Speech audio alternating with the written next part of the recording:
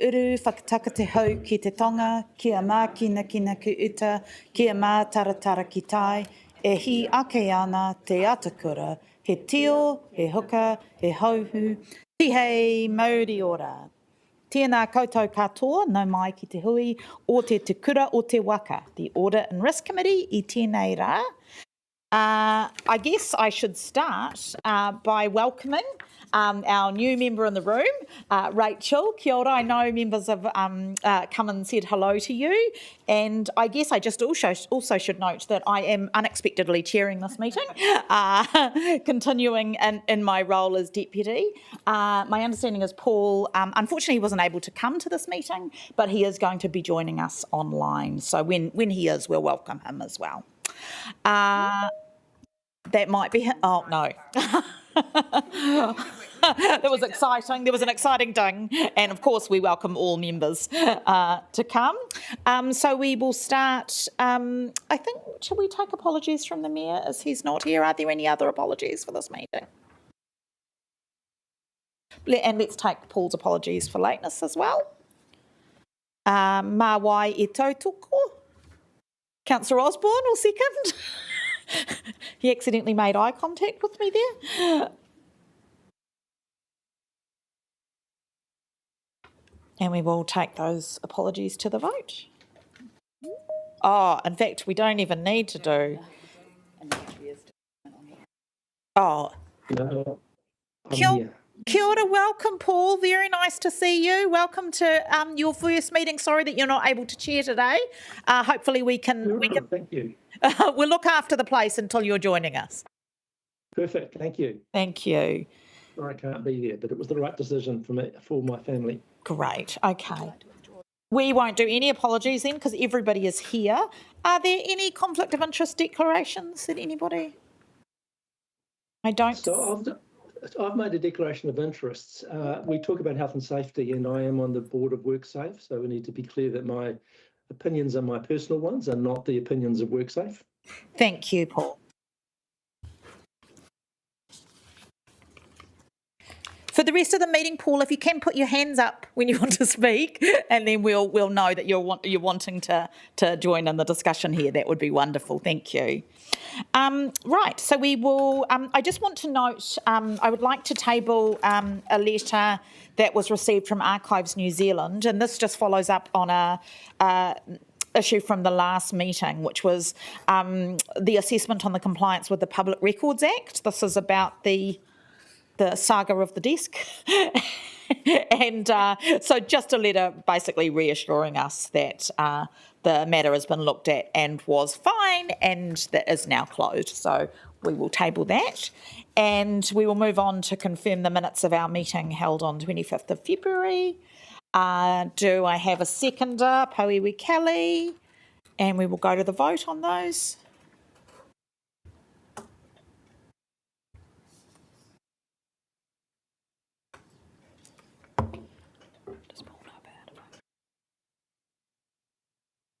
Oh, yep, so... Okay.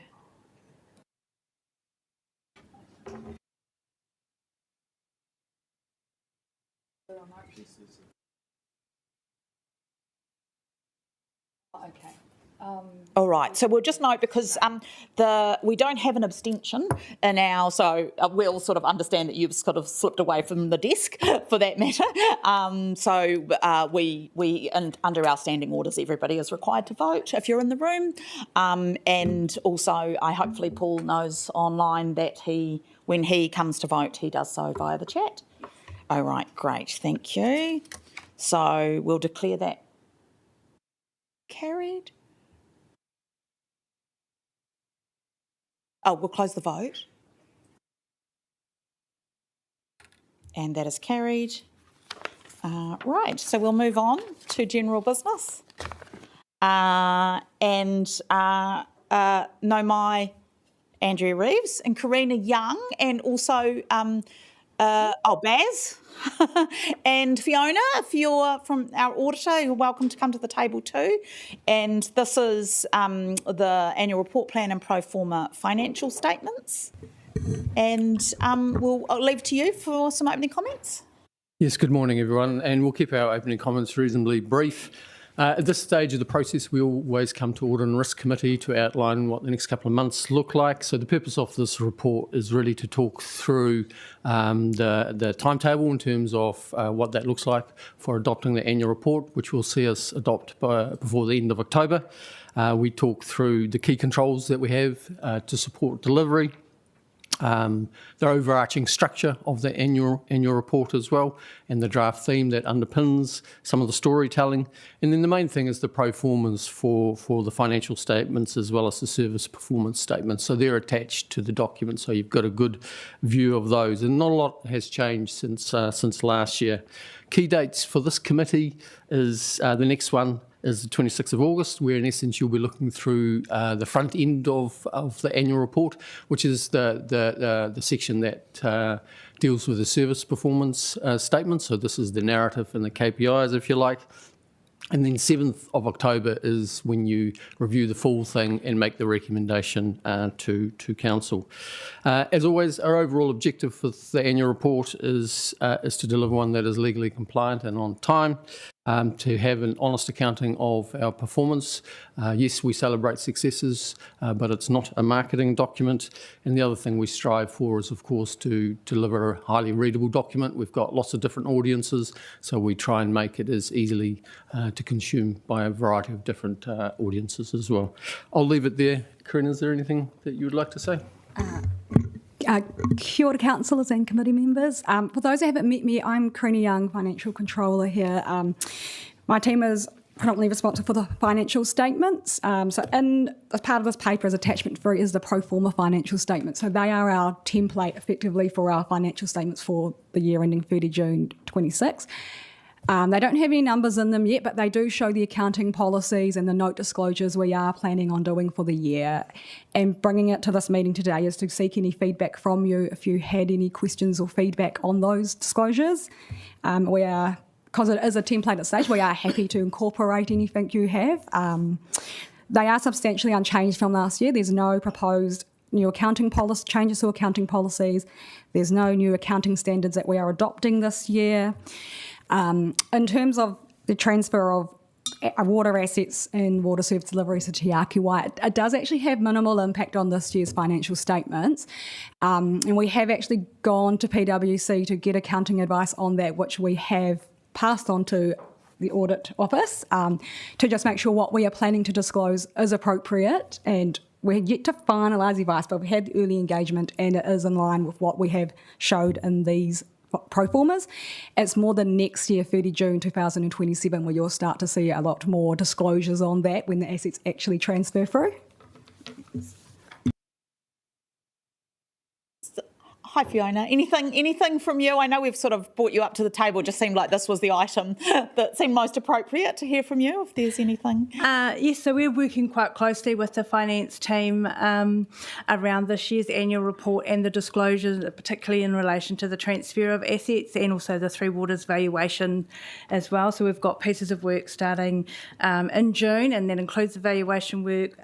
When the pro formas are sent through to us, we'll start looking at some of those disclosures and coming back with any updates in our guidance, because there has been some recently released guidance that we've got, just to make sure that they're full and complete. I guess that's where we are at now, and then there may be some other disclosures in relation to things like Moa Point and that we'll work through with the management team as we go through the process. But anything comes to our attention that's significant, we will liaise with Karina and team and then report back, I guess, at the next arc as well as to where we are. And it'll be a bit more substantive than for this period.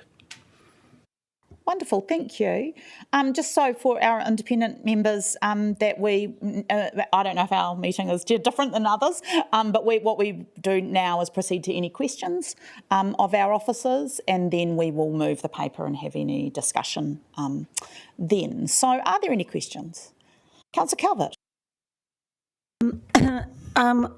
Just looking at the calendar of the timeline, just want to know when we will be have the first indication of the amount of transfer of assets to Te Akiwai and any other associated financial transactions, because at this stage it looks like it may not be till about 29th of September, but is there an earlier date than that?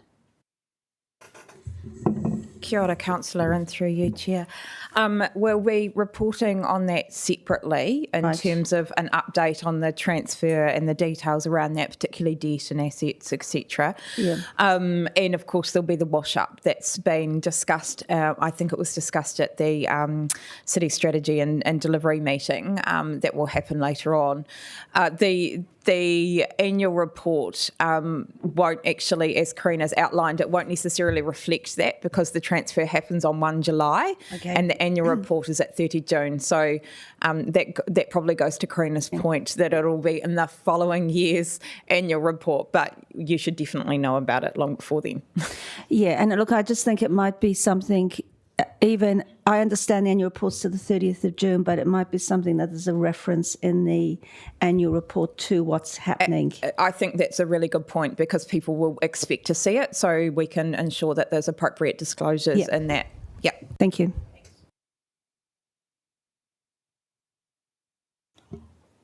Yes, Mayor Little. Sorry, thank you. I was just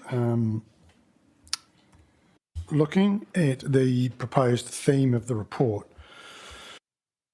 I don't want to sort of sound unkind about it, but it's described in paragraphs sort of 42 to 45 as the theme is, with many strands, the kitty is completed, and it's about paying careful attention to the small things, and then later described as a shift towards a streamlined, cost-effective and value-focused organisation. Given some of the admittedly kind of headline stories that we've seen this year about what looked like lack of cost control, I appreciate some of that's yet to be properly investigated and conclusions drawn, but things like the budget for the Te Mata PE opening, we've now got the issue about the website. What with that theme, what are we intending, or what is it our office intending to convey with that theme, kind of given the reputation that we seem to be developing, where this is a major problem, cost control is a major problem? Thank you. So we traditionally do have an underlying theme that softly sits throughout the document, and it fills the narrative through different chapters of the annual report. In terms of this particular theme, like I said before, it's not a marketing document. It is an honest accounting of our performance during the year. Annual reports look backwards, but also look a little bit forward these days as well. And so what you would expect to see is some level of honest accounting in those areas.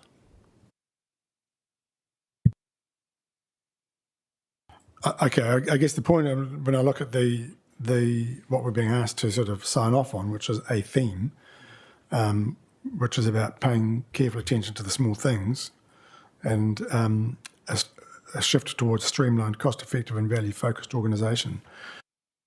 Is it intended there'll be some commentary about kind of what the starting point is, what the end goal might look like? Because if that is a theme that we want to draw attention to and embrace, it would seem to me that we have a long way to go. And I think that's reasonably well understood. I mean, if you look at the triennium plan, it looks it's quite a broad ranging plan, but one of the themes underpinning it is getting some of the basics right, I think. And if you look at the Deloitte's work, it has a similar theme coming through. This is kind of a way of saying we're owning that, and in essence putting some sunlight on that. And starting to tell stories of success, but also in the areas where we obviously need to make clear improvements. And so, the overarching message that I gave at the start is that this is not a marketing document. This is an annual report where we outline our performance. We always do that very, very succinctly and clearly. In the past, we've had messages back from some people saying that we've been very, very blunt, and to some degree we have been, but I think that is appropriate for an annual report. Mayor Little, I think I just wanted to check in with you before we've got some more questions, but just whether you're comfortable with the theme as it currently is, or whether we'd like to amend the paper, in which case we might take a brief adjournment after questions. No, I'm happy. I'm really just highlighting that if that is the theme, my expectation is then the commentary in the annual report will acknowledge, as Bear says, and give an honest assessment about what the starting point is. Providing we do that, and purposely asking the questions to get that out on the record, then I'm happy with the theme. It's a good theme to have. The point I'm making is the starting point is we have a long way to go. Yes, okay. Thank you, Mayor Little. Councillor Rogers. I just had one question. Just given the decision we made around carbon credits at the last annual plan for the treatment going forward, in terms of the annual report for the financial year we're currently in, would all of the carbon credits be treated under the previous accounting policy or the newly established policy where we split out the treatment for landfill being valued at cost price and forestry being valued at market price? I can perhaps answer that. We will need to look at that, and in particular, where we how we recognise those carbon credits, particularly if we're holding them for sale, and we'll need to work through that accordingly. So that is something that we will need to factor in. We haven't, given the decision was only made last week, we haven't brought that into these papers. Okay, cool. Thank you. Councillor Calvin. The annual report, is that the annual report of the mayor and elected members, or is it the report of the organisation? I would suggest it's of the organisation. It is defined in legislation around outlining the performance of the organisation as a whole. It is reporting against the long-term plan, or indeed as amended by any annual plan in that particular year. And it's not a political document. It's not something that is a marketing tool. It actually does have to reflect an honest reflection of the performance against what we said we would achieve at the beginning of the period. Thank you, and I'm all for honest reflection. It's just, and look, I hadn't picked this up, but with the mayor highlighted, the Ketty is completed. It doesn't, as part of that theme, it just doesn't feel honest, to be honest, because we've this past 12. Can we move to a question, Councillor? Yeah. Calvert? So is that really appropriate for what we've been through over the last 12 months? The Ketty is completed. That's why we're bringing it to you for consideration, because equally, while we're making this recommendation, we're very happy to take feedback on the theme of this annual report, and we're proposing it because collectively this is about discussing the performance to 30 June. However, as Baz has highlighted, while it's a historic-looking document, it's also a wee bit setting the scene going forward as well in terms of continuous improvement. I would also suggest that there's been many other things particularly through this Audit and Risk Committee, through the internal audits that we've undertaken and the findings that we've been quite open and transparent about some of our performance in that area, and I think some of the thematics around that would be highlighted. So it's not just about numbers and other things. It's drawing on, like Baz said, the Deloitte report, there's the internal audits, there's the finding of the external audits as well, and bringing that all together. But equally, we're very happy to be guided by you, and that's why we bring it at this point in time to the committee to ensure that you're happy with that thematic. Thank you. I just wanted to check, Paul, did you have a question online? I had just a clarification of what Andrea said, actually. So while the report is prepared by management in this way, the elected members, it's their accounting to the public for the performance of council. And in accordance with sort of case law, they have to be comfortable that it fairly represents the performance and the financial position, and have to be comfortable with the statements in it based on their knowledge. They don't have to be experts. So yes, council, this is your statement too of your performance. Thank you, Paul. Absolutely agree. Yeah. Are there any more questions? I did we'll pick that up in debate. It may well be that we have to look for an amendment there because I don't think we can say the kitty is completed. The question I had was just in relation to the format of the report and the measures, and I think the format is brilliant, and I can see why it would have been an award-winning report, very long. But the measure, I noticed that the measures in it, the adjustment of the measures from the previous reporting period to the current reporting period, there were adjustments depending on previous performance. Can I just ask when those measures are set? I appreciate we don't want to set measures that are impossible to achieve, but we do want to set measures that enable progress to be made. But when are those measures set, and what is the basis in which those adjustments are made from one year to the next? So the performance framework overall is set through the long-term plan process, and then updates are generally made through annual plan processes if required, but we try and keep them to a minimum, but we do make adjustments from time to time.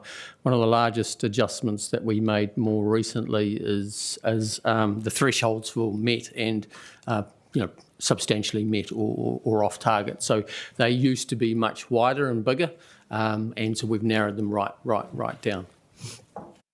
I think so. Some of the more numerical ones that are percentages or figures of, you look at your previous year, you're setting yourself up for your current year. There's adjustments of some measures. I'm just wondering how, and some of them look like an acceptance of a decline in performance was, I suppose, part of my underlying worry. But I'm intrigued to know for those more numerical, hard measurable ones, what factors are taken into account to accept either declining performance or what might be, compared to previous years, a more mediocre performance? It depends on the reasons for the change in performance. So if you go, I can't think of anything relating to the last annual report, but potentially the last quarterly report, which was before committee a couple of weeks ago. If you think about some of the performance hard numbers that weren't met in terms of the zoo or even the cable car, for instance, there are clear drivers for why that is. So the zoo's very much earmarked by, the weather conditions. If we have a bad summer in terms of weather, then there's less families going to the zoo, so your hard numbers are not going to be achieved. And similarly with the cable car, the numbers weren't achieved through the quarterly report, largely because cruise ships, the number of cruise ships has declined from previous years. And that isn't always known when you set an LTP. So when, we set the KPIs for the full 10-year period, and things do change. And then as a consequence, if the cruise ships are going to, operate at a materially lower level for a longer period of time, then that, then there is a requirement to look at the KPI and say, is that still the right number? So there'll be external factors that we consider. Yeah. Yes. And the last question kind of relates to that. I noticed on the all channels reach figure, you have reached an audience of 26 million, which for a city of 210,000 is impressive. But can I ask is there a desired level of reach in the council's social channels? How do we measure what success is, or have we reached success? I mean, what is the significance of that figure? Look, great question, and I can't actually answer it. I'll have to go away and find the detail behind how that's calculated and the objective behind it. I'll get one of my staff to work it out and come back to you. It appears there are no more questions. Thank you. I'm just reading the draft theme again, and it's, he rau whenua ka oti o te mahi. With many strands, the kite is completed, which doesn't say it is completed. It is that it, that's as a kind of a future vision, and that's how it is completed. So I just wanted to check in, do we need to adjourn? That was the intent. Pauiwi Kelly. Oh, thank you, Madam Chair. If I could just direct everyone to look at item number 44, because that actually, the car in the theme signals that this work is ongoing with a clear end goal still being progressed. So it's not actually saying it's completed, it's that that's the vision. Yeah, that's how it is complete. Yeah. So I'm just looking at you, Mayor Little. Do you wish to have an adjournment? I believe that is a future focused and not indicating completion in the theme. But if you wish to have an adjournment and look at the theme, I'm happy to do so. My concern is that a lot of people looking at it, particularly at the translation, will see with many strands the kete is completed. They'll see the words the kete is completed and think the council thinks its job is done, so I think it doesn't accurately represent kind of the state of things. Okay, we'll take an adjournment for 10 minutes. And Mayor Little, if you would like to make some suggestions around an amendment, we will do that during the adjournment. Thank you.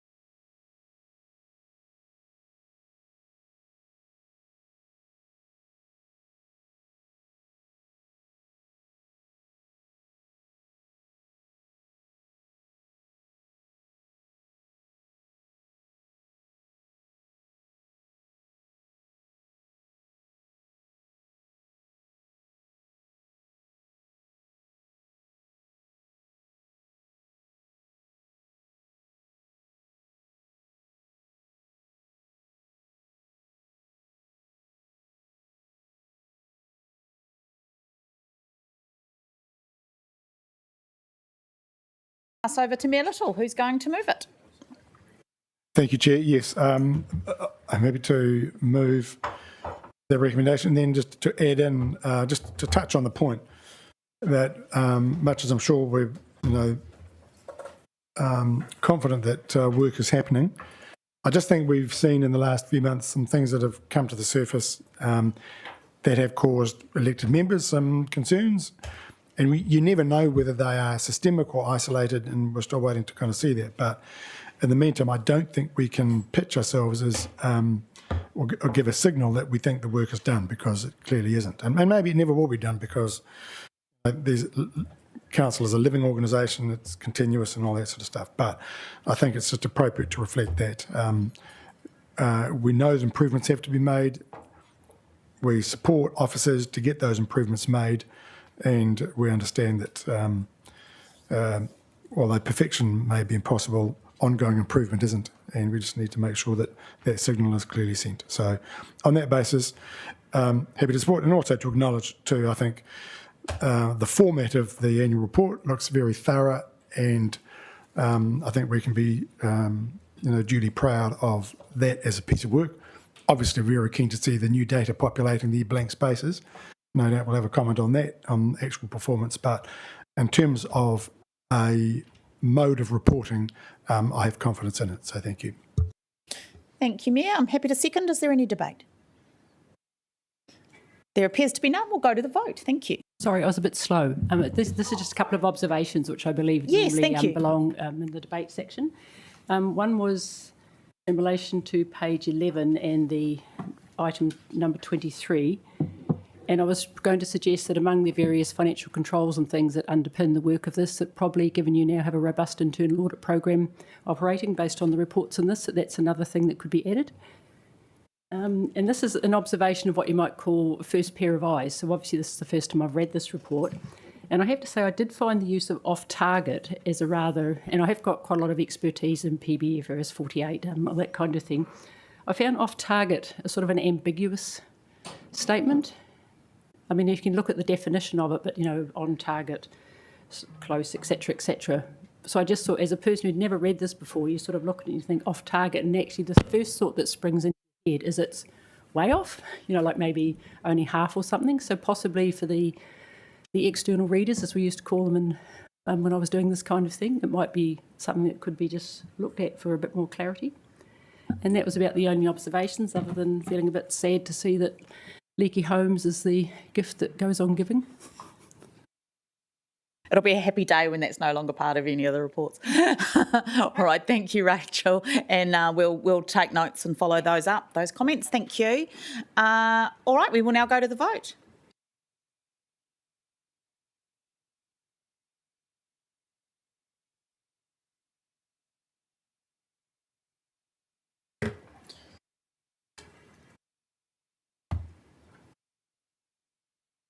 That is carried. Thank you. We will now move on to item 2.2, strategic risks and update. Please welcome Shamika Manilal to introduce the report. No mai, Shamika.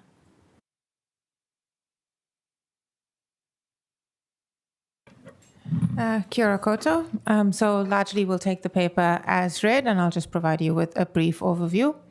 So this paper covers two topics. First, it provides you with our quarterly strategic risk report for your discussion and for your feedback. This work is ongoing and being built out as we continue to embed our approach across council. So this quarter's report, we focused in discussions on the risk drivers that we see as most likely to cause these risks to eventuate.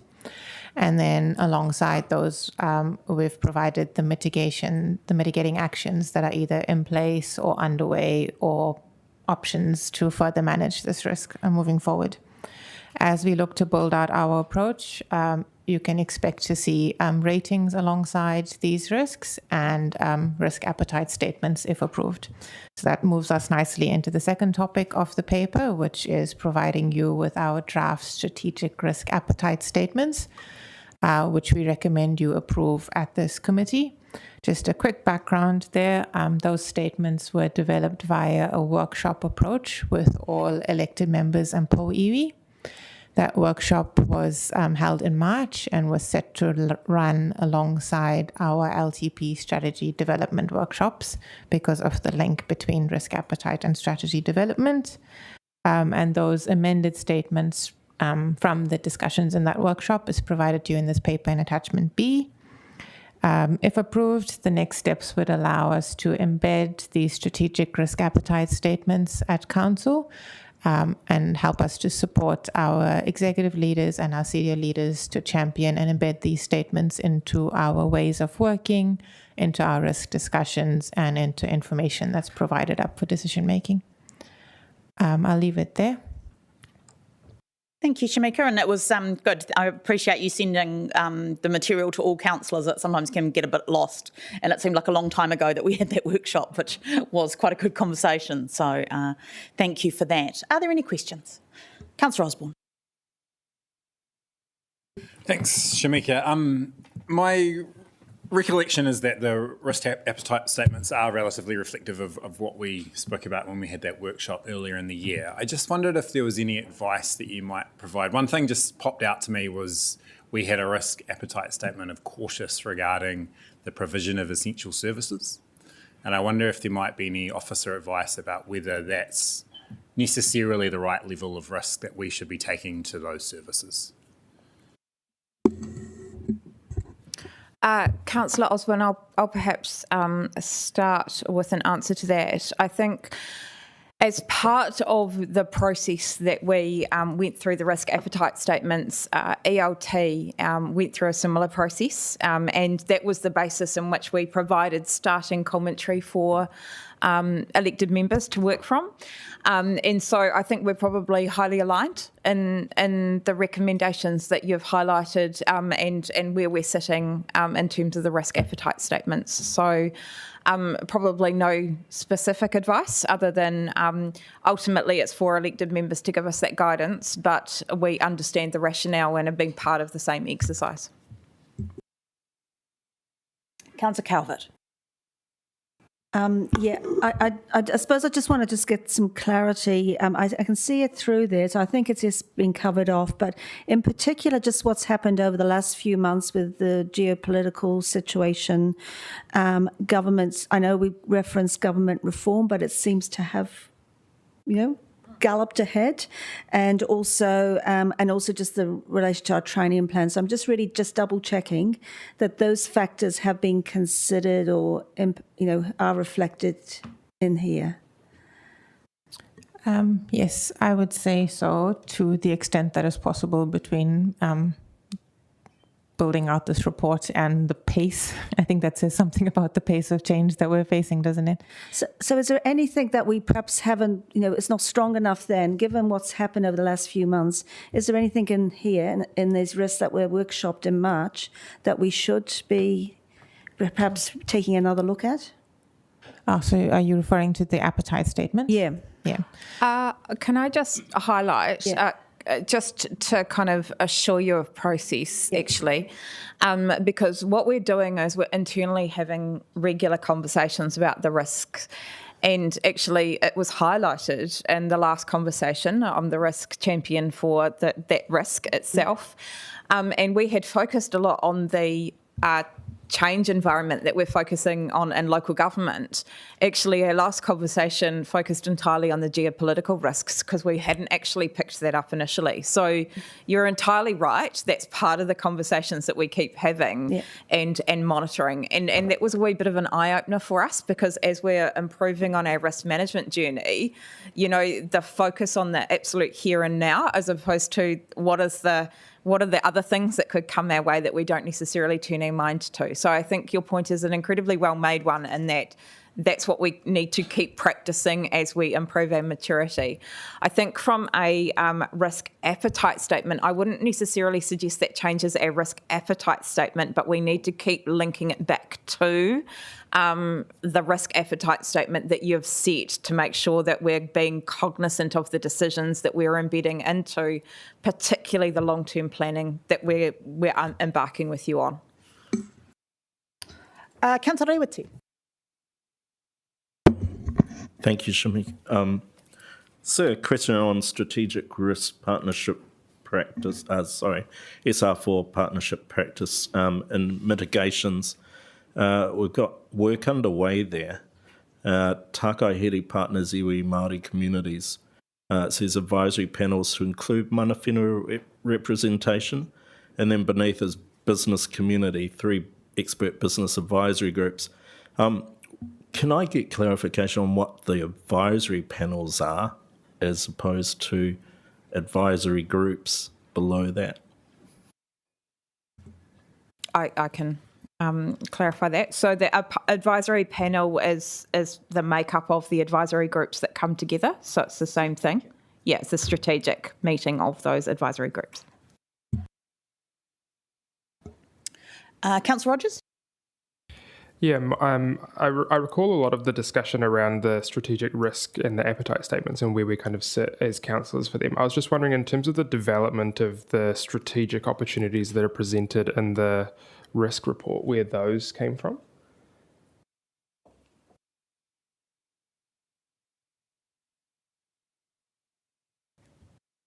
So I guess as we have workshopped our approach internally as officers and assessed the different strategic risks, we do have discussions of how these may present opportunities and how they may shape our decision making moving forward. And so we present that as part of the executive summary. So it's more, it's a summary of the discussions that we've had. Yeah. Yeah, I guess I'm interested in the sort of how they were developed, because I think one of the things that I find interesting, I found particularly interesting in the discussion was around, as a Wellington-based council, we have an opportunity to sort of foresee a lot of the policy change, or anticipate is the word that's used, and I'm not sure that reflects, I guess, the experience that I've had on council and being able to anticipate central government announcements. I think perhaps less so than anticipate. What we meant there is that there's opportunity through strengthening our strategic partnership with central government, given the geographical closeness, to then support us to anticipate. Thank you. Is there any other questions? Councillor Randall. Thank you. Thanks for putting together a comprehensive report about what's a snapshot, if you like, about what's really happening. I think this is the controls and how risk management helps the organisation improve is very important. I'm just reflecting on the earlier conversation about how this last year we've had examples of poor cost control and to a certain extent poor delivery. We've had our LIM service got overwhelmed. We've had a few issues around projects, and particularly the library project more recently.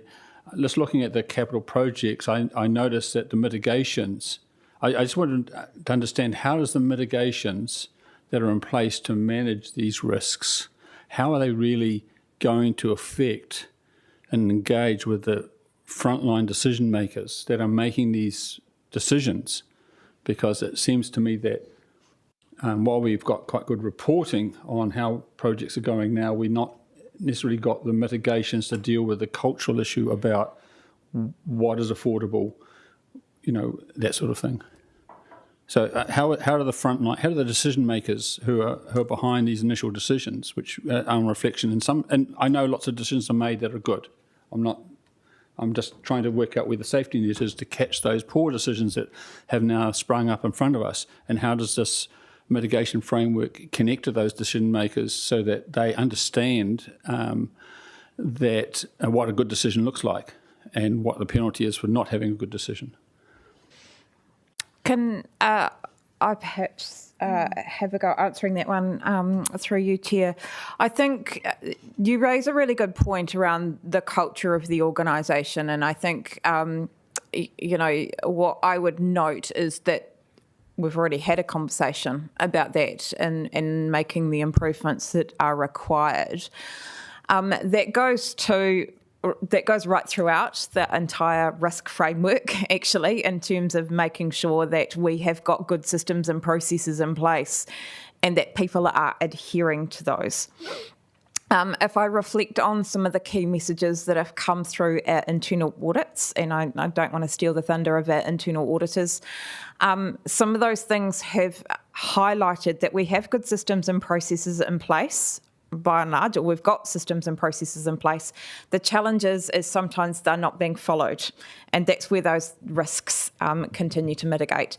At the strategic level, I think that it doesn't necessarily mean every decision has been a bad one, or indeed we actually need to get to the bottom of some of those questions, and I believe the Mayor alluded to that earlier around actually a review needs to take place and we need to make sure we've got the facts of the situation in regard to some aspects of that. But I think there is a cultural piece that I would suggest that is appropriate to talk to the Chief Executive about, and would bring the Chief Executive back at a next ARC session, which I've just discussed with the Deputy Chair earlier. That was always going to be the plan at the next session.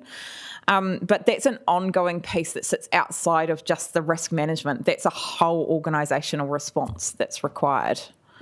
So it's not something that you write in a risk statement and then for it to be mitigated at that level. Okay, thank you. Sure, if you want to. If I can just add, so I guess my comments will be more on the risk framework itself. If I may direct your attention to table 1 in the substantive of the report. Last quarter, you might recall, we did a bit of a deep dive into the context of all these risks and all the drivers.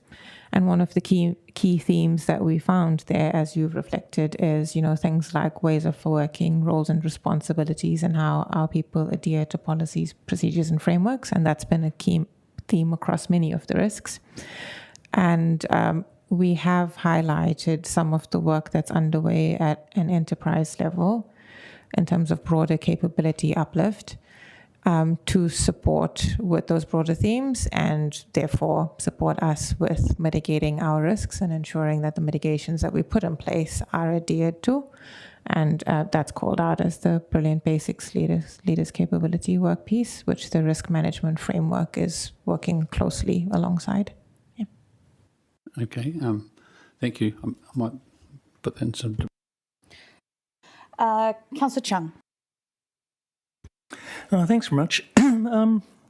Regarding the strategic risks, I'd like to get an understanding, and I understand the process that the council actually decides what our strategic appetite is for risk, but when we pass that to council officers, do the council officers look at those things and have a plan B, for example, if they say that, and it's just an example, if a diesel runs short, for example, how are we going to power our parks machinery? Like, do we have a plan, or do you actually look at having an alternative or a plan B for in case those things happen, and then come back to us and say, oh, look, we can't actually, we haven't got a plan to actually drive our lawnmowers and things, so therefore we think that we need to look at the risk again? Those kind of things sit sort of in the operational risk management space. I can certainly, using that example, give you absolute assurance. We have a CMT that we've stood up around the fuel matters to make sure not only that we can manage things internally, but how do we contribute more broadly if we go to different levels in the hierarchy that has been suggested by the government for fuel shortages. We have those conversations all the time for different scenarios as an ELT, and including within our own groups as well. So I can speak for myself. You've got Meredith in the room. We have our own risk register for our own groups, which we manage and work towards on a continual basis. Councillor Rogers. Yeah, mine was just going through the strategic and critical risk report and looking at it. Looks like across the strategic risks and critical risks, I see a reasonable balance of sort of who owns those across ELT.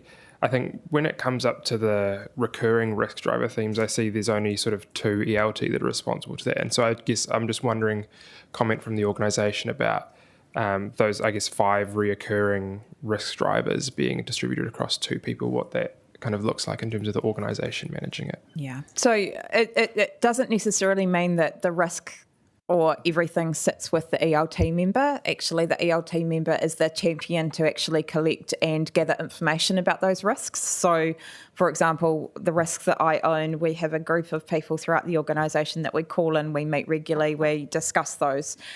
The other point is that when we coordinate these kind of things, we also have a conversation at ELT, and that usually happens a month or so before this meeting as well, and we have that discussion as a collective ELT. It is for the entire ELT to own these, but for practical purposes, we split those up to actually manage the workload and have those discussions, and we try and align those with work programs and other pieces of work that are underway. Okay, thank you. Paul. Yeah, thank you. Just building on what Councillor Chung said, and if we elevate this to all risks, not just the fuel one, do we have a bow tie approach? So we look at how to prevent something happening, and then on the other side, how to respond if it does happen? That's certainly the way I've tried to nudge the groups to think about risk, and we are maturing in that approach, but that's certainly what sits at the back of my mind and how I drive those conversations. Yeah. Cool. If I can have another question, just or this is an observation. So your next stage will be to analyse the risks and come up with some ratings and whether we're meeting the appetite, and you'll be reporting that on an ongoing basis in a way that we're probably more familiar with in terms of a risk register. And offline, I'm happy to work with you on that. But I encourage council to only have one way of reporting risk. So we have these risks, but health and safety is a subset, project management's a subset, IT management, that we come up with one way that we report them and analyse them and talk about. So whoever looks at a risk, whether it's a health and safety risk or an IT management risk or the project risk, they have the same documents. It looks the same. We can all analyse it and see that it's familiar. I don't know if you do that now, but that would certainly be that integrated approach of risk across the whole organisation, which then supports development of risk culture, which then turns to some of the issues that other councillors talked about. Because if we get the risk culture, then we start to actually deal with some of these other issues. Does that sort of ring to you as appropriate? That certainly should be the core ambition of any enterprise risk function, to bring all those, for lack of a better term, supporting risk functions together and make sure we're speaking the same language. Yes, and health and safety is also listed as a strategic risk as part of our broader strategic risk register, and we work closely with the team there to make sure that we're using the same language throughout our risk framework. Similar can be said for capital projects and our project management office.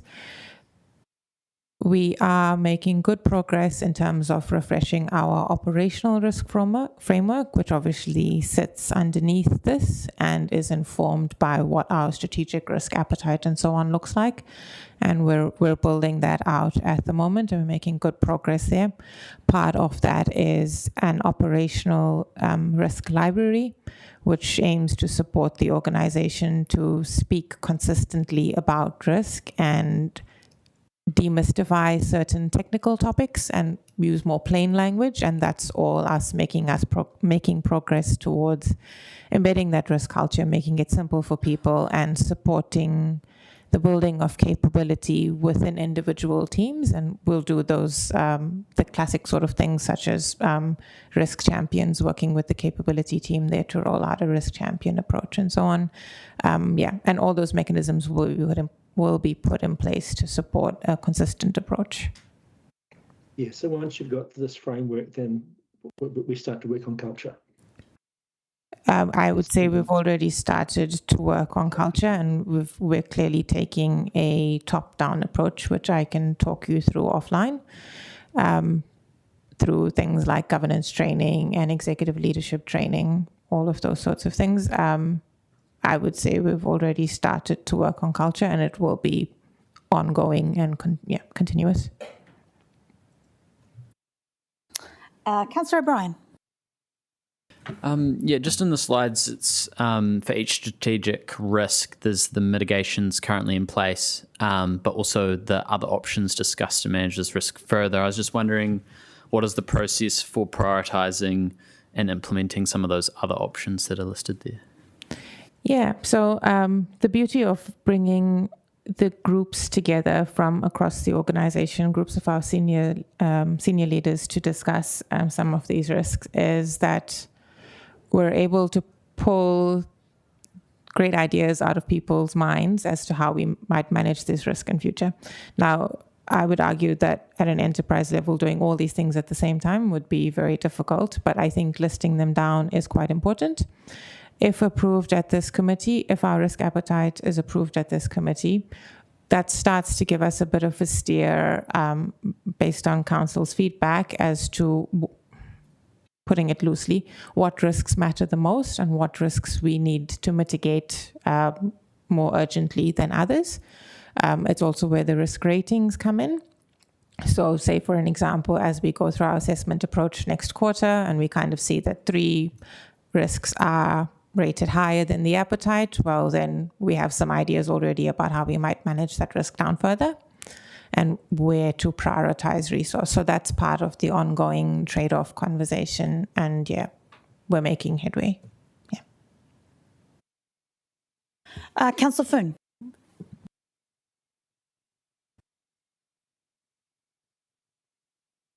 I hear you, Councillor Foon, unfortunately. Is your mic turned up?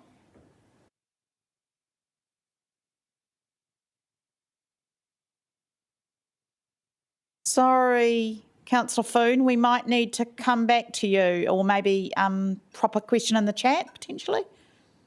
But I think you're the last one. Oh, yeah, well, go to Councillor Calvert and see if we can... Thank you.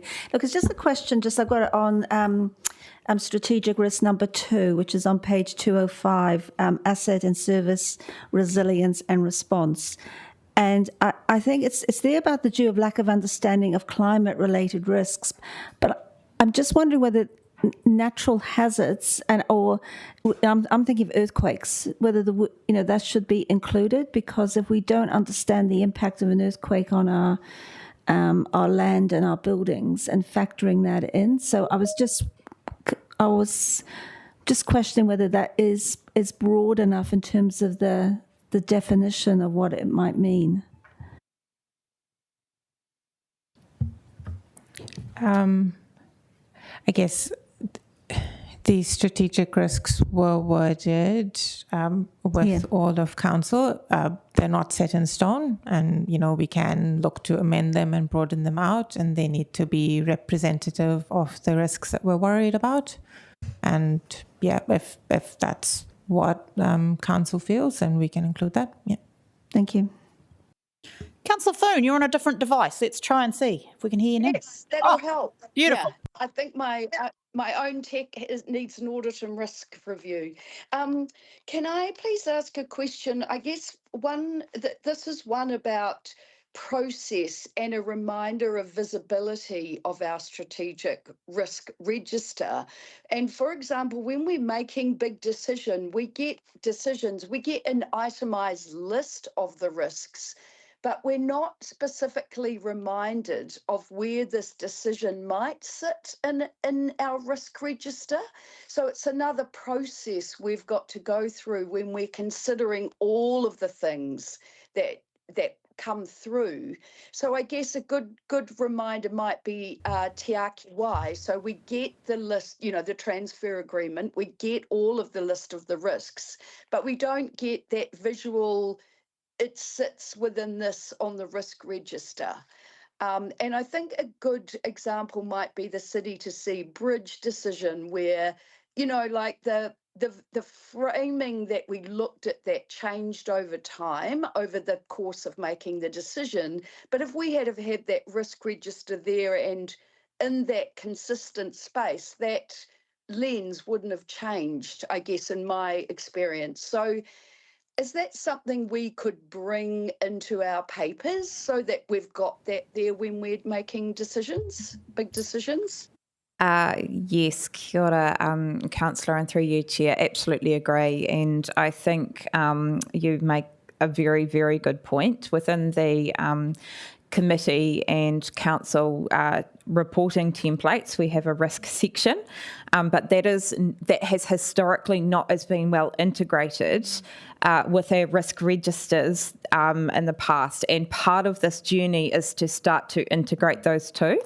So Shamika talked about the Brilliant Basics work program we've got in place. One of those is about improving the quality of papers for decision making in line with the triennium plan, and that's making sure we've got that good integration into committee and council papers with this risk framework as well. And so in the past, the committee papers would be informed by what people saw as the risks, as opposed to tuning their mind to the strategic risks and the critical operational risks, and making sure that they'd fully completed that assessment.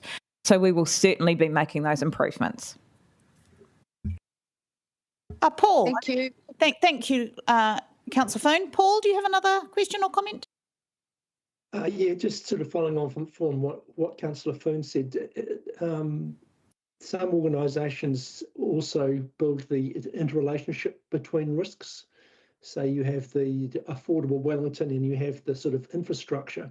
And if you manage one, it affects the other. So that interrelation of, and again, that's like a phase 2, I think. I'm not sure that would be planned at this stage, but that's quite important because managing one risk impacts another. Yes, absolutely, and that is something that we've been turning our minds to too.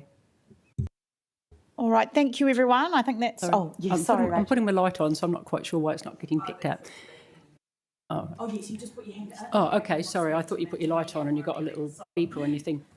Well, pretty much all of my questions have been covered. But I was just wondering, with respect to projects, I assume every individual substantive project has its own risk register?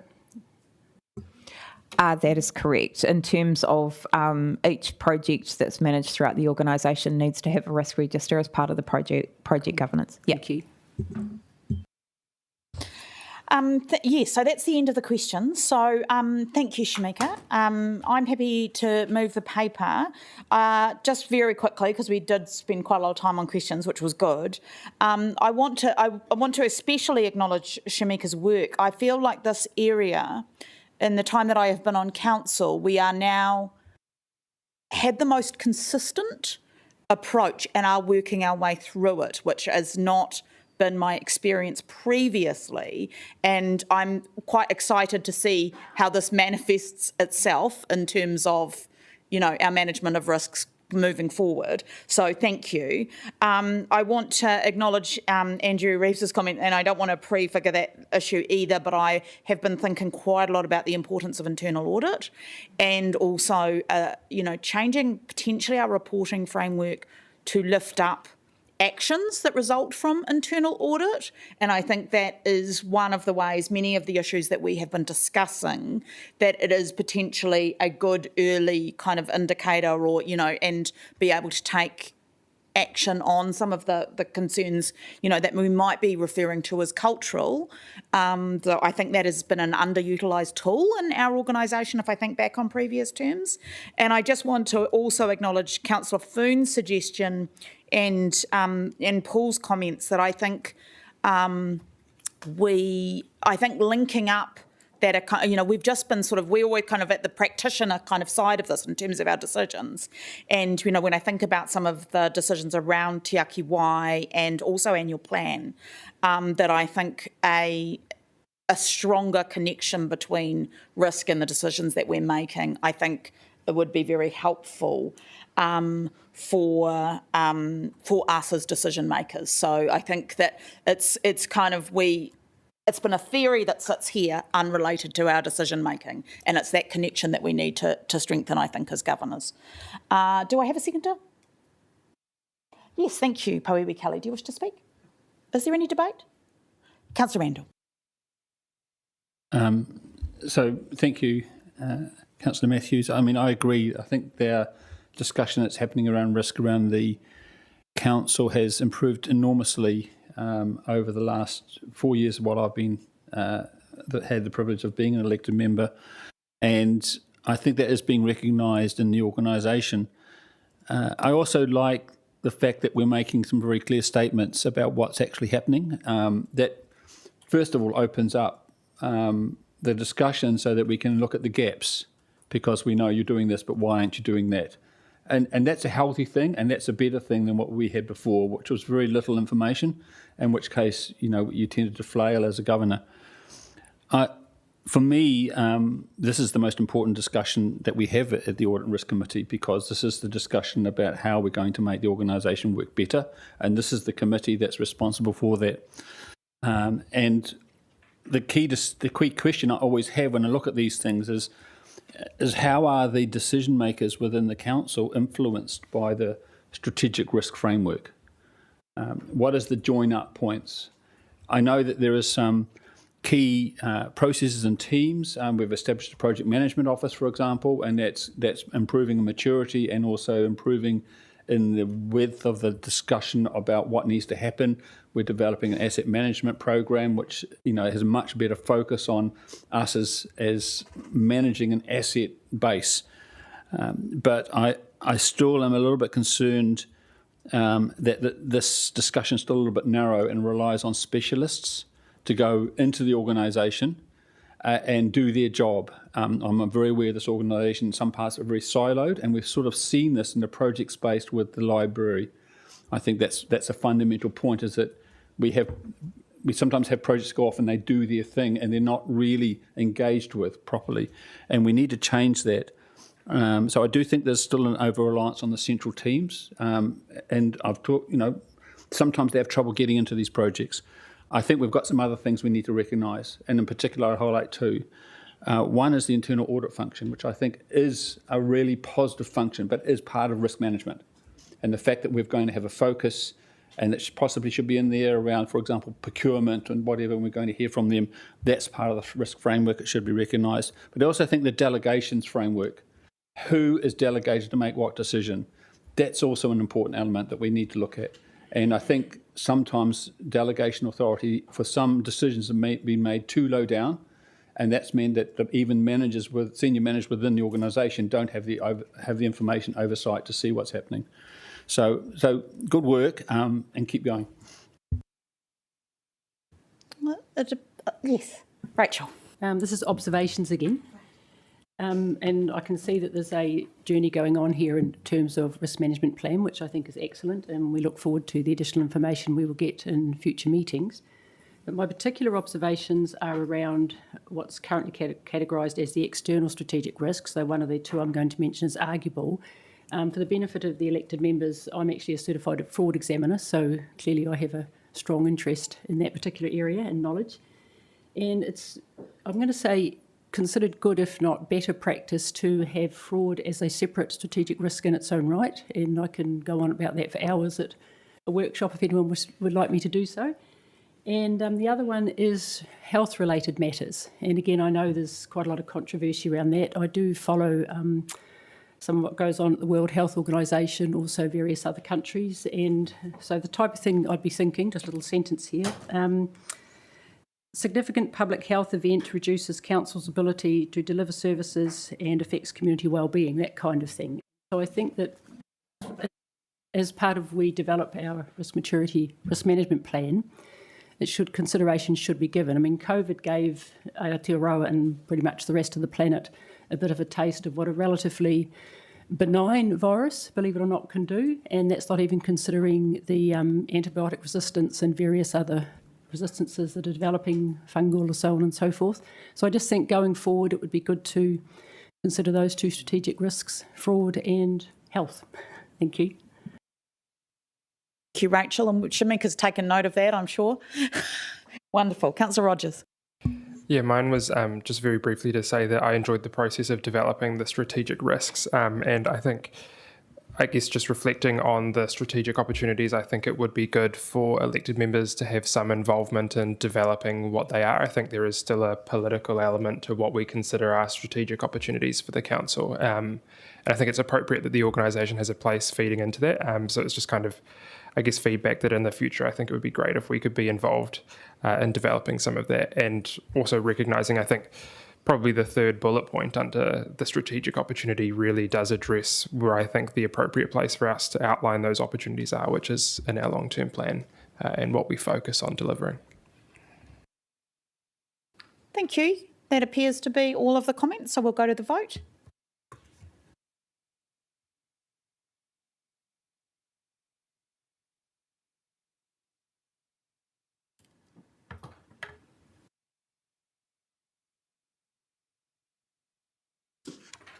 That is carried.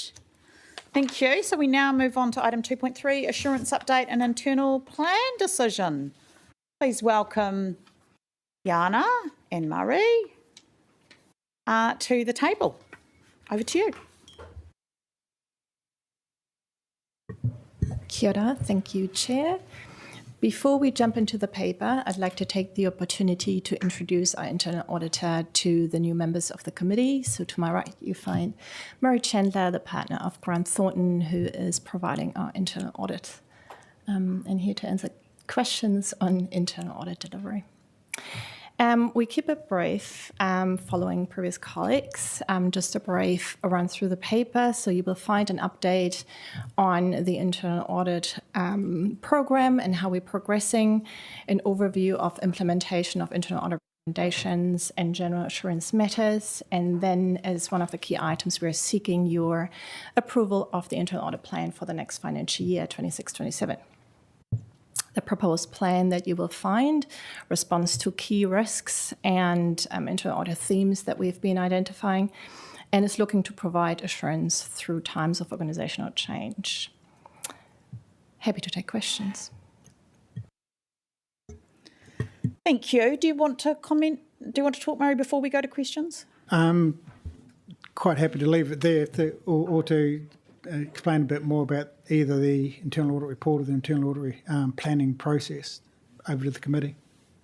That could be useful. Sure. If I just touch briefly on the, what would you call it, the payment authorisation internal audit. Again, I think the key thing to keep in mind is that all payments were appropriately authorised. So people are doing as per the delegated financial authorities. That was signed off. Our challenge was around a couple of things. One is following process, which is a consistent theme. There's a kind of a bug in the system, I guess you could say. It's harder for someone or more admin heavy to set up a purchase order and do the right thing than it is to hand over a manual payment. So you're just changing the burden of work from the person making the purchase to the finance team. So sadly, that's happened a bit. We found also, evidence of that was we had people who are already suppliers to the council being given manual payments rather than go through the PA process. There's also looking at purchase orders. Again, the idea of a purchase order is you pre-approve we're going to spend this money before we commit the council to spending something. So when we see the date of the invoice and the date of the purchase order being the same, that doesn't look like it's happened. There is some challenge in terms of if you've gone through a process to create a contract,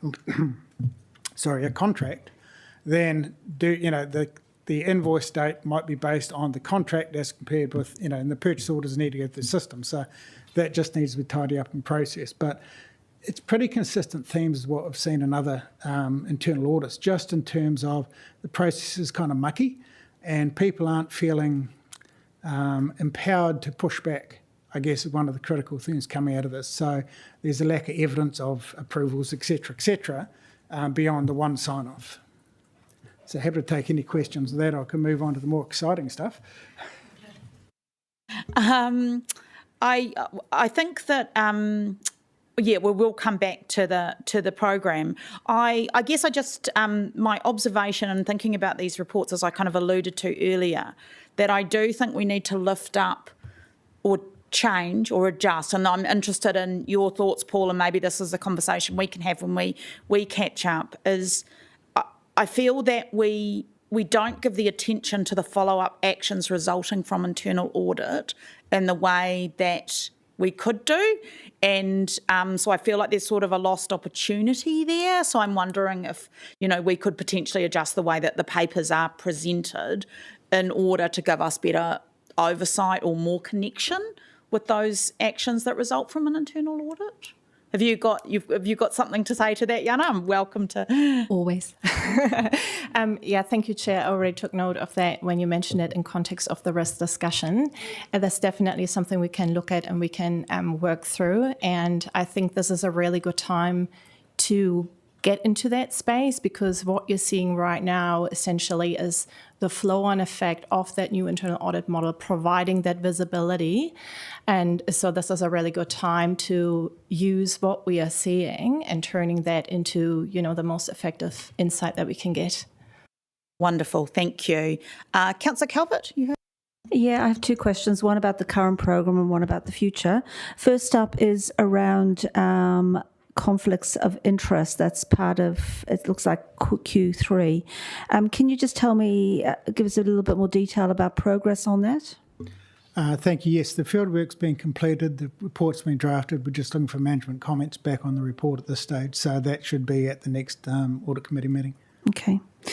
And then future work program, and this might be a question to our CFO, but given we've had a couple of issues with our rates billing in the past year, and given that we are going to go through some significant change with our billing with TRQY and pulling that out, I wonder whether it is appropriate for our for next year's work program to consider looking at our rates billing, just to make sure that we've got not only we're billing correctly, but also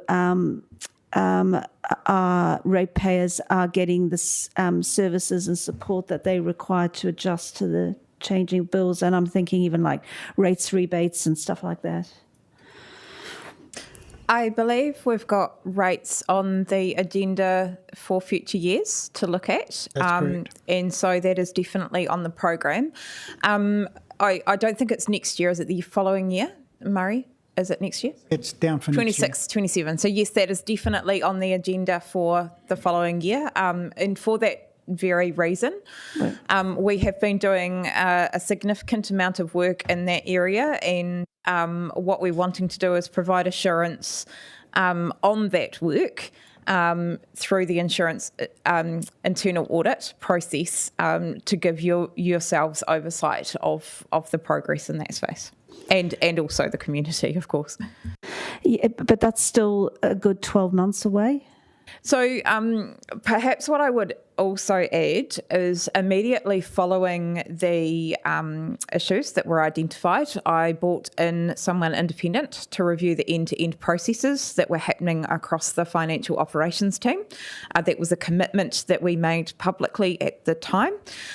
We have got that report. We are working through, it's an operational detail report. However, I'm always happy to sit down with elected members and talk through that report if you wish. We've got a small group of people that are working on the implementation of that. We meet monthly on the implementation of improvements.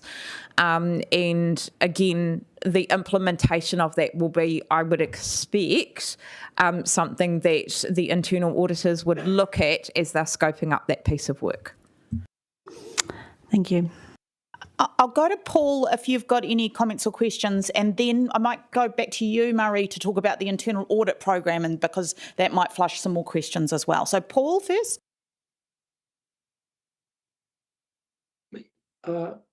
Me? Yes. You had your hand up earlier. Sorry, I put my hand down. No, we can talk offline about that issue that you raised. Otherwise, I'm comfortable with these processes and look forward to talking about the plan. Wonderful. Well, let's talk. Okay, so we'll go to you, Murray. Thank you. And thank you, Chair. If I could direct attention, I think it's page 251 where we have the quite detailed spreadsheet with a number of years on it. So what I've tried to do on here is give some background, I guess, to the thinking behind how we got to this plan. So the process as described, it's a series of meetings with ELT. It's looking at the risk registers. It's understanding what we've done in the past and what's, as much as anything, what's happening in the future. So we've gone to create this huge list of things we could do. What we've done is we've worked through and tried to rationalise what is the most important thing now. So one of the decisions I'm looking from the committee is, do they agree with year one? Because that's all we're really trying to lock in is year one. The other 2 years are there to indicate where we think would go. But as you're well aware, things are changing pretty rapidly, so we'll have to revisit that in time. And even year one, it's not uncommon for things to be dropped out just because circumstances have changed. Anyway, so the first column across there is the rationale. So the key thing sitting in there is we're continuing our theme of looking at the core internal controls in the organisation. So there's a number of views which are looking at core controls you depend on to work every single time.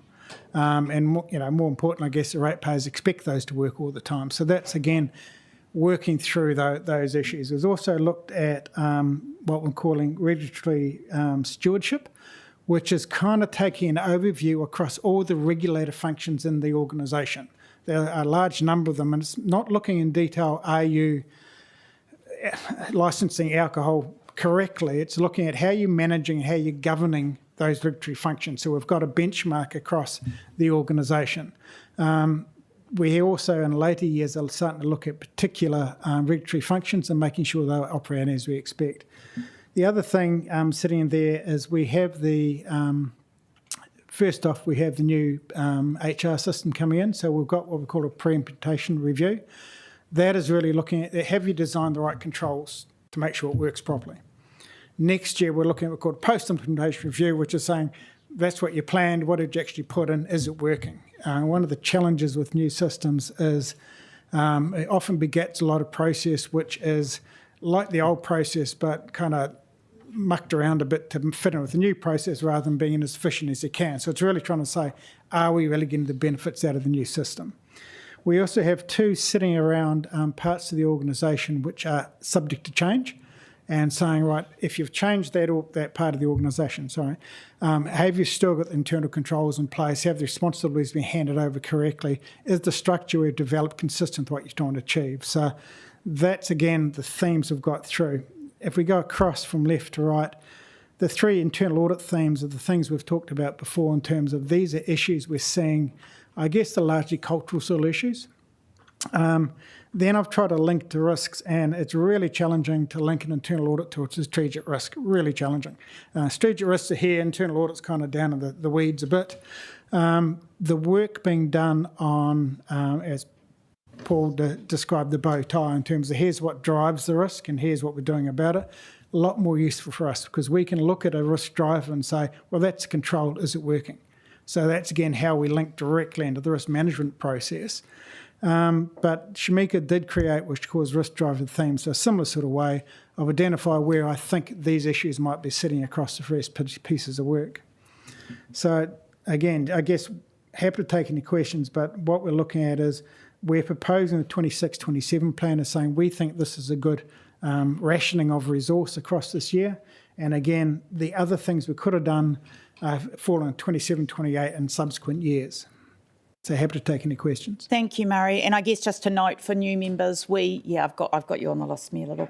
In fact, number one, that we did, ask for a follow-up review and reporting on the contract management because we had that audit and very concerned about the results, I guess, of that one. So I wanted to be across it. Me a little.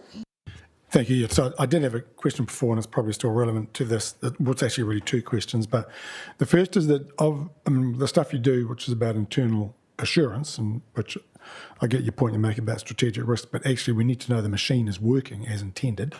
So that's important. But one of those things when you look at the audit you did on payment systems and payment and dealt with authorizations and all that sort of stuff, is how you pick up a situation where, although payments are made and may well have been authorised from appropriate source of delegation, but actually are outside the original scope of a project or a program of what was intended. And then the next point, which is relevant to your future program, is what is, both internal audit and external internal auditor, what is your expectation about once an internal audit is completed and conclusions are drawn about the follow-up to that? What then impels senior management to follow through and achieve the improvement that's identified? Thank you for the questions. In terms of the first question, it's challenging to know when things are outside scope. We look at authorisations in terms of what the organisation has said. This is the amount generally of money or circumstance you can authorise a payment.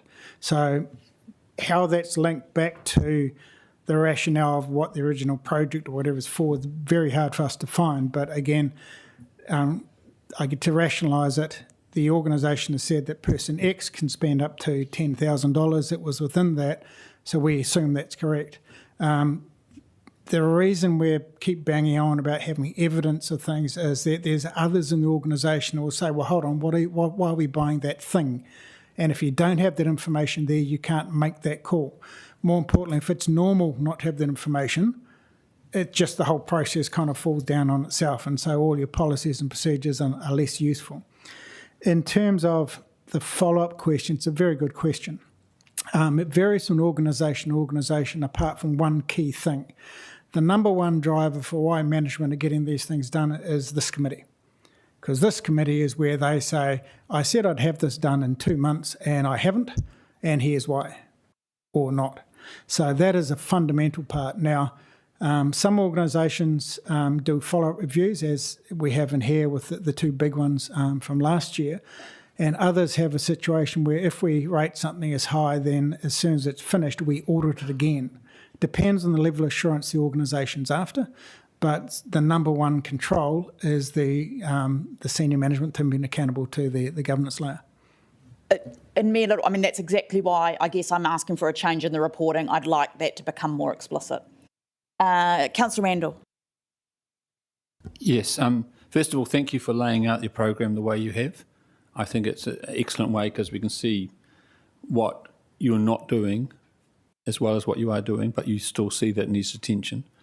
I just want to draw attention to the contract management follow-up and see whether you could have a particular focus on the accounts receivable as payments that are made from projects.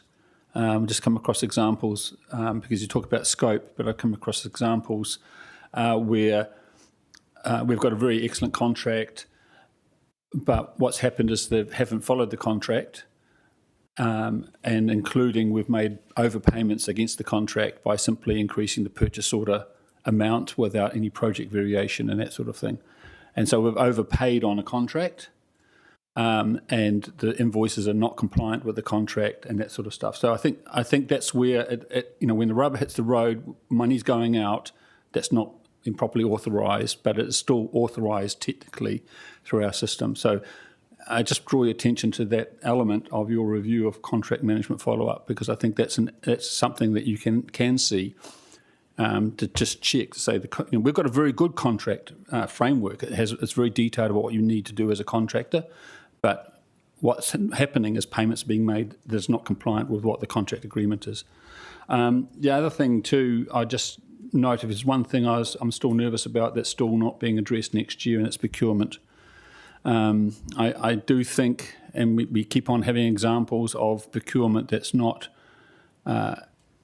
properly focused, that's not taking into account the direction of the overall direction of the council, and it's especially when it's done within projects, they're done at arm's length, so it's a bit random as to the project manager as to how that process goes. I sense so. I mean, of course, what do you drop out? It's a little hard to know.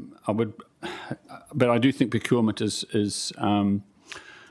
needs more priority, because I think we're getting that wrong still, and I'd like your eyes on that if it's possible. Councillor Osborne. Thanks, Chair. I just wanted to ask you to provide a bit more context around your assertion that it's quite difficult to link the internal audit program to our strategic risks. And I also it's maybe a question for council staff, just as to whether there is concern that over the next 3 years of this internal audit plan, really it's just one of the 6 strategic risks that are being linked to this program.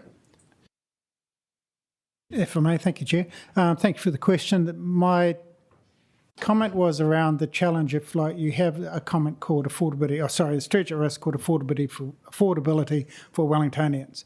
And I can look at something like sensitive expenditure and say, well, that's about money, so that kind of links to that thing. But until the work is completed, these are what drives all these risks, that linkage becomes really hard, because the strategic risks by their nature are very high level and often are externally driven. So there's a lot of external factors which drive strategic risk just by the nature of why they're there. So internal audit focus on internal process is very, very hard to kind of do much about fuel costs. Now, we can look at the mitigation plan put in place to manage increased fuel costs, but we can't do anything about the risk itself of increased fuel costs. Once we have once we have the drivers clearly enunciated across all these risks, we'll be linking at that level, which might mean that for some of these risks which I'm struggling to see the linkage, it's quite clear in there because management's done that work. But at this stage, just off the high-level titles and descriptions of strategic risks, it's very hard to link some of the internal process work to that.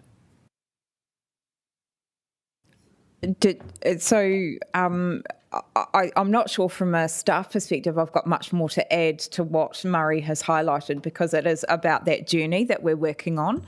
And I probably note that in terms of the strategic risks and managing strategic risks, of course, we're looking at the risk assessment or risk appetite statements. In some of those cases, we may be accepting a greater level of risk. In other areas where we're looking to manage, internal audit will be only one aspect of getting assurance over that. We may have other aspects of assurance. Probably what I'd like to see in the future is there's probably not more reporting, but bringing in other alternative ways in which we get assurance to this committee. So, for example, NZTA, have tests and controls in place, and bringing a more comprehensive suite to this committee about the other aspects of assurance that we do get. So it's building that maturity and building that reporting that we're going through at the moment. I'm not sure. Councillor Calvert. Yeah, I've got a few questions, just for clarification more so. But can I just ask officers, I know and that's why I got a bit confused before, so apologies for my previous question, but I wonder whether the proposed work program should have been in the body of the actual papers as opposed to an appendix that's referenced. And I'm talking about the table on page 253, just like we had the table for the current work program. So that would be really helpful. But I've just got, just looking for clarification on number 3. What's P&E? Oh, right. Sorry, I didn't know that. Property and equipment, I believe. Okay.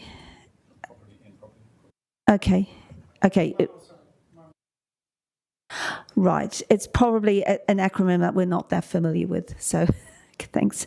And just 5, just on limbs, one of the issues that's been raised with us is that our costs for a limb aren't comparable or comparative with the rest of the country in terms of it's very high.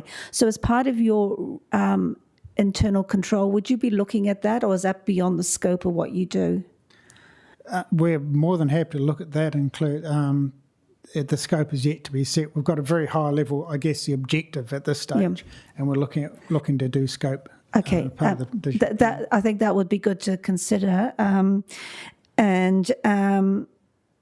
Just on number 6 with the scope of that, I think one of the things is in terms of, especially around credit control, and I'm thinking about more important round about the rates credit control, is whether you could also consider factoring in, are we being effective enough in sharing other policies that we have, like rates rebate and rates remission and those sort of things, that are we ensuring that our residents are aware of those sort of things as part of being able to manage rates debt? Just in terms of that, we've got 2. Effectively, we're trying to cover all the revenue sources. So under the rates one, yes, we'll be looking at that. Okay. Primarily, I suspect we'll be looking at the information flows and where the decision's going to be made about what action is to be taken. the accounts receivable, credit control, debt management, it's a pretty inelegant name, I agree, is trying to pull up all the other sort of revenue flows. So we're trying to get across everything and say, are they all well controlled? Are we getting all the revenue we should be getting? And are we making right decisions about when we're doing credits or when we're waiving debt? Okay. And I've just got one question about sensitive expenditure, if I can. So I just want some clarity again with that. Will you be looking at whether actually we've identified what should be in our policy in comparison to other organisations, especially public sector organisations? We have, from May's Chair, sorry, we have looked across the policy and it is broadly consistent. The rationale for the sensitive expenditure work was, to be blunt, behavioural change. So we were doing 2 a year and just really making sure we're banging on to make sure the controls in place, the right evidence was provided. So if you look at the plan, we're doing 1 more next year, which would be the last of this series. So last year we did 2, this year we're doing 2, next year we'll do 1, then we're leaving it for a year. And it's really just trying to make sure that the organisation is understanding and reacting correctly to this process, because it's a pretty fundamental little process, but it talks, I think, a lot to the kind of cultural issues which have been there, and the effort management's putting into getting it right, I think reflects well on other process. Are you able to highlight on what those cultural issues are?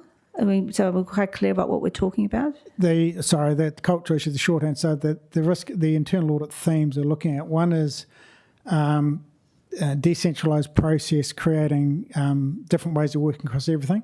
Another one is around an inconsistency between practice and policy. And the third one was around risk decisions, as we call it, being made low in the organisation. So that in sensitive expenditure is easy as a manager signing off an expense without the appropriate support to say, that was a business expense. So it's just getting those basic sort of cultural issues aligned. Thank you. I think that's brought us to the end of our questions. Thank you both. What I am suggesting we do is I've heard an indication that there may be one change to the program from Councillor Randall.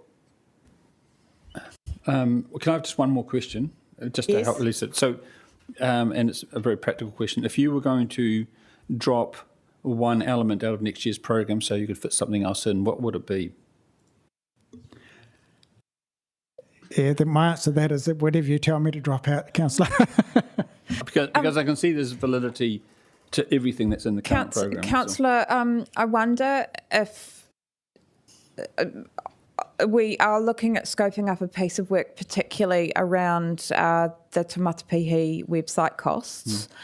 So we are scoping up that piece of work. That's not necessarily an internal audit, but that is something that we're planning on scoping up. I don't know if that factors into, or the outcome of that might factor into your thinking as well. I just wanted to make sure you were aware that we're doing that piece of work. Yeah. Look, I just want to flag, I actually have quite a lot of confidence in how the program's been put together. Officers are quite close to where we're focused, the spotlight needs to go in the next year. And so I'm reluctant to disrupt it without having a compelling reason. I think also, Councillor Randall, we've got in the training plan, we have a review of the procurement policy that it may make sense to do that before we have an internal audit. Yeah. Absolutely, and of course, at any point in time, if you want to make amendments, as Murray's highlighted, the decision comes back to this Audit and Risk Committee. So at the next Audit and Risk Committee, if you've got concerns, you could perhaps update them. Yeah, so I'm not going to flag all right, that. Thank you. No, that's good. All right. Paul is coming back online. Paul, before we move the paper on the assurance update and internal audit plan decision, did you have any other questions or comments? Yeah, sorry, I left the meeting briefly there. We've got a little health problem at home. So this is a good paper. I mean, looking forward as we develop the maturity in these areas, what internal audit does often is it looks at the key mitigations and audits them. And so there is absolutely a direct link back to those key risks, because what it's doing is giving us confidence that those mitigations are working. and it shouldn't be the only way. We should have our own internal reviews as well, as Andrea said. So that's my only comment. Sorry, I just missed the last 5 minutes as I just have to go and deal with something. Thank you, Paul. And we sort of decided, we kind of tossed around the idea of adding or removing items, but actually have landed on the moving the paper as is, which I will now do. Do I have a seconder? Mayor Little, do you wish to speak, Mayor Little? Is there any debate? We had good questions. Well, yeah, so just on that moving it as is, that's fine. But we do have meetings every quarter. We can keep looking at this. We don't have to. Yes. This isn't this is not locked in stone. We covered that, Paul. Thank you. Yeah, that was one of the reasons I think we were relaxed. Thank you. Rachel. Just the observation section again. I was quite surprised. I have some background in ERP systems, and the first one I was involved in at the detailed level was actually heavy industry, so we had production and all sorts of other things. And obviously that include purchased orders in that particular relevant module. But I was surprised that the system itself allowed the number of manual payments without having to jump through the most colossal number of hoops. So obviously, Council, I think it's Tech 1 that's here, and just as a general observation, and I did note this in the audit report with respect to making more use of systems controls, definitely support that process. And I think that possibly as part of what's going on, I don't know the details of the system, an area that could be looked into more as part of the internal controls improvements going on, to just get those system controls in, because if you can't bypass those without having to jump through hoops and going and taking coffee to the chief executive, then you're not going to get too many of those things passed. Thank you. Thank you, Rachel. All right, we will go to the vote now on this.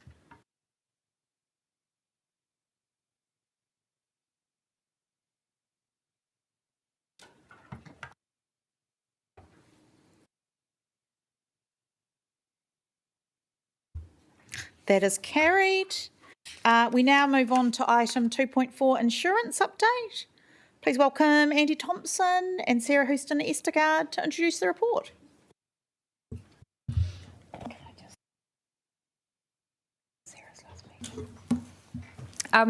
Just before we hand over, I just wanted to acknowledge that this is Sarah's last meeting for the ARC. And so I did want to just thank her and note that for the committee's benefit, because the work that we've done on the insurance program over the last few years has been quite intense, and I did just want to highlight that. This paper brings a highlight on what we're doing in that space, but I did want to just mention that as well. Yes, and quickly as well, you will be very much missed, but we are happy that you're not going very far. Super glad this is public. I'm going to cry. Stop it. No, thank you. Thank you both of you for your kind words. I appreciate that. I guess I'll jump into the paper. That threw me off. So it's a fairly light form paper. We will take it largely as read. Just a couple of key highlights from me. At our last quarterly meeting, which feels like forever ago right now, there was an amendment raised just to bring back the next steps on the captive insurance entity, and we have done that at a high level. So we've focused our update on the insurance roadmap on that captive process. We've not ascribed any timelines, etc., to it, because you'll note in there that there's consultation and all those sorts of things. So depending on the length, the breadth, and things like that, that consultation process will somewhat determine when you can start and stop that conversation, if that makes sense, but in very capable hands with Andy and obviously Andrea, depending on what she does with my set going forward. And I will obviously we can have a chat about the paper, but after that I would like to get Andy to give a quick verbal update with the leave of the meeting on the process from the insurance perspective, what we can in public on the Moa Point insurance process. So we'll just pop that off to the side and let Andy cover that up, if that's okay. Yeah, should we just do that now? Should we just go straight to that and then ask and cover any questions? Thank you, Andy. Sure, no problem at all. So the Moa Point insurance claim is proceeding well. It is the recovery plan looks to be a lot faster than comparable plant recoveries around the country. With the forecast from Wellington Water, you would have seen is that it will be fully operational by February.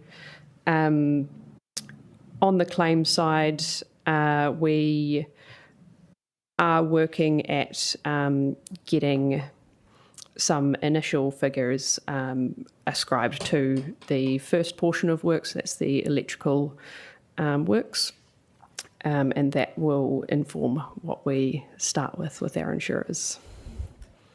Indeed, and note that we have a public excluded session on the litigation update at the end of this meeting. So. I was just going to say the commercial terms, if we can keep them to the session. Okay, beautiful. Are there any questions about the paper? Councillor Rogers, come on, how are you resisting? Yeah, I was just wondering, particularly with the insurance market softening at the moment and that kind of leading towards favourable terms for us in our negotiations, how we sort of engage with the reinsurance companies to kind of figure out where it is optimal for us to seek further coverage and where it's optimal for us to retain those savings and return them to the council. I might let Andy answer that one. Look, basically, we've had a very, very good offering of coverage. We are oversubscribed, as I understand it, to date. We did slightly change the 3 policies this year, but I think we updated you on that in our last quarterly update. But the purchasing decision, while not going into commercial details, and you'll talk. Yeah, so our goal has been to reduce the size of the insurance gap, as you well know. What we've done this year is realigned the policies to our insurers' interests to ensure that we do get as many quotes at great prices as we can. As we move forward through that, there is always a risk-benefit trade-off, spending further premium for additional coverage. As that coverage moves further away from the risk, the benefit of that decreases. So we carry out the balancing exercise each year. Have we seen any changes in appetite for parametric cover in the New Zealand market? There is definitely some increased interest. The Wellington earthquake risk is starting to become a bit more palatable again, which is nice to see for us specifically. We have had some interest. We are still exploring parametrics. There is some interest in the market and those prices are coming down and they're much more comparable to what we're buying now. Great, thank you. That seems to be the end of the questions. Thank you both. Bye-bye. I know, I just felt sad for a second. Would someone like to move the insurance update? Mayor Little and seconded by Councillor Randall. Would either of you like to speak? Yes. Thank you. Yeah, I don't have anything substantial yet. I really just wanted to correctly recognise, I don't think there was any intention to say anything that wasn't correct, but in relation to the Moa Point remediation, I think the statement was made it would be fully operational by February. It will be operational by November. What will happen between November and February is an incremental improvement in the quality of the discharge. I just didn't want people to think that it won't be operational until February. It will be doing what it was intended to do, but with not as high quality discharge as was the case before the failure of the plant. That improvement will happen from November. So I just want to be clear about that. Thanks for that clarification, Mayor Little. Would you like to speak, Councillor Randall? Yes. So thanks for the insurance update. I just want to take a moment to reflect on what I think is a good news story for the council. Insurance is a large cost for councils because we loan lots of assets, and Wellington, with its earthquake risk and storm risk even, has a larger cost than most councils. I think the initiative that was put up a few years ago and has been led by Sarah and Andrea and then Andy has generated real savings by us going direct to market rather than through a broker. And this is very relevant because we're in the middle of a discussion around amalgamation. And one of the things that larger councils can do is this sort of thing. That is, we can go as a large organisation and do our own insurance. But that said, we need to have confidence and the skills in us being able to implement what is, a bit of a specialist business. But I do think that we've succeeded in this area and succeeded to making significant savings. And I want to highlight that because, there's too many news. Well, there's the news stories, and this won't be a headline in the Post, but bad news. We've had some trip ups, and we've got some areas to work on. This is a good news story. So I want to finish too on saying that pulling this off is not just because we're big. It's also getting the right staff and the right confidence to execute this change in a very measured, incremental way, but in a way that proves each stage. And Sarah and Andy, thank you. You've done that, and also want to commend our CFO Andrea for having the confidence to say this is a good thing to do and supporting it and taking us through this good news story. So good on you. Thank you, Rachel. I'm going to say this, even though Councillor Randall has just said it. It was absolutely amazing to be able to read a good news insurance story in an agenda anywhere in Aotearoa. And I would also like to reiterate those comments. I mean, whatever's been done here, it's been done really well. So congratulations. Well, on that happy note, shall we go to a vote?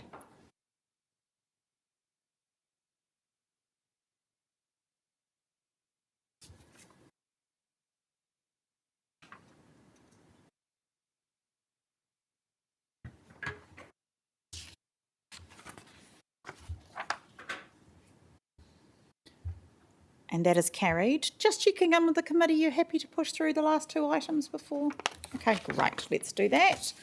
2.5, health and safety.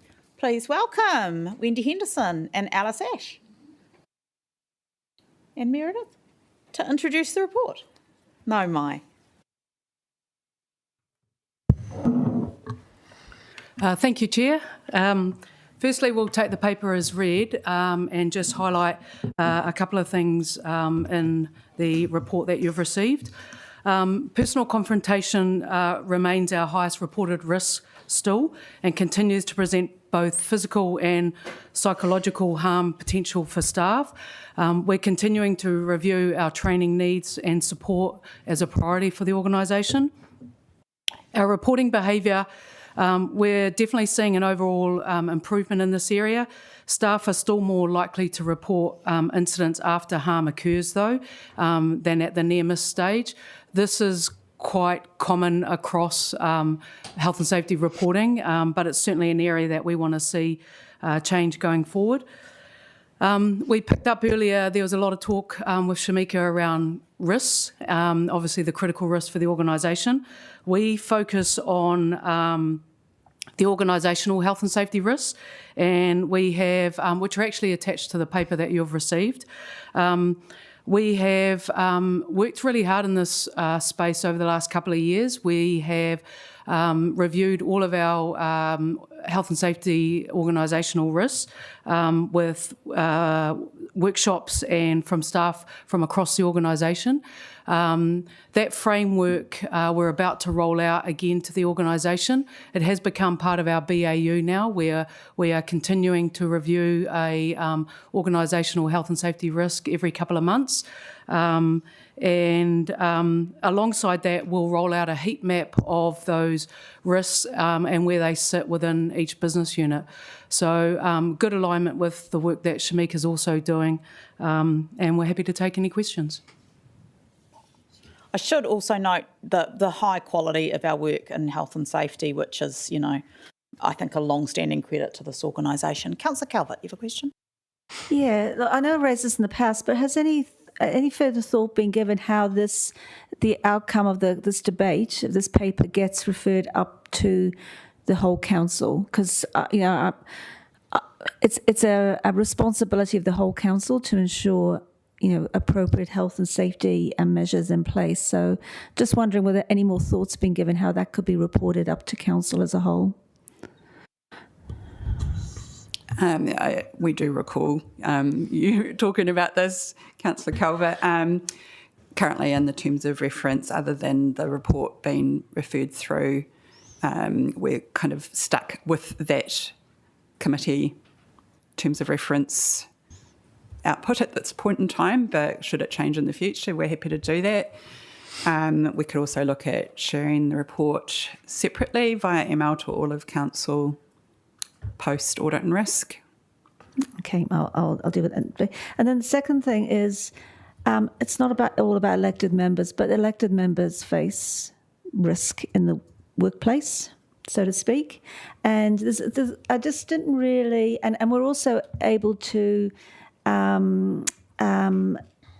use EAP if need be. But I just didn't see that reflected in this report. It was talking about for staff, and I just wonder whether there needs to thinking about some of the language, or in particular around elected members. Thank you, and through you, Chair. We the data that we pull in this report is from the events module in My Safety, and we don't report through any sensitive events, and anything related to elected members typically comes through that avenue. Yeah, but I just wondered, like clause 42 on page 269, it's talked about the TELUS Health released its wellbeing calendar. Is that socialised with elected members also? That's sent to the all staff DL. So that's something that we could do going forward and send it to EMSA and ask to make sure that's in your calendar. Absolutely. Thank you. Thank you. And just noting the very good support I'm sure other elected members get around health and safety from EMSA. I really appreciate that. Councillor Foon. Yeah, kia ora again. Just two questions around the report on page of diligent, just the end report. I guess one thing that is concerning me about staff health and safety, recently we've got a real spotlight on council expenditure, which is fair, but this actually ultimately means there are people at the end of this process. And I assume because of the media scrutiny and the constant talking about it, I am concerned about the health and wellbeing of staff through this process. So I guess my question is, what processes do we have in place to help support staff when these spotlight situations start to happen?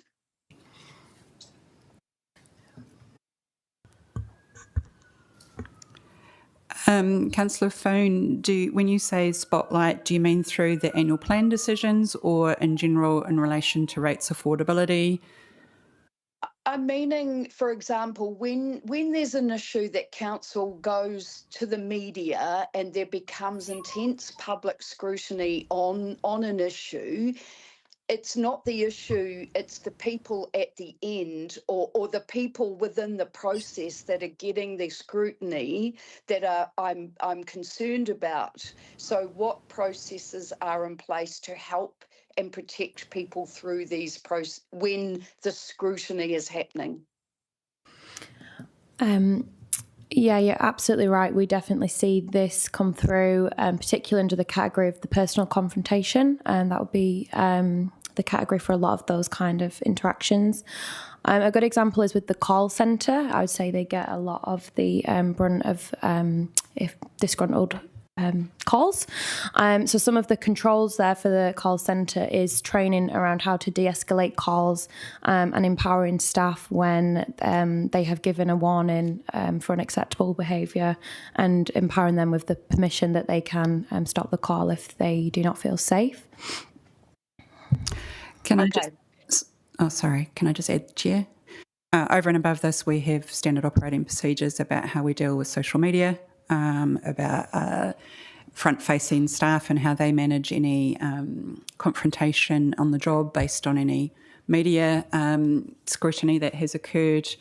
We obviously have EAP, and in our sensitive events at times we do have staff discuss the impact on them and how we can support them. Okay, thank you. Chair, can I have one more question, please? Yes. On that final page, it also talks about workplace stress, workplace demands. While I can see that the overall root cause is moderate, or it looks like it's starting to pick up again in Jan, is there any way we can highlight whether these workplace issues are growing or decreasing, like in our reporting? Yes, we can. And that's under the EAP page.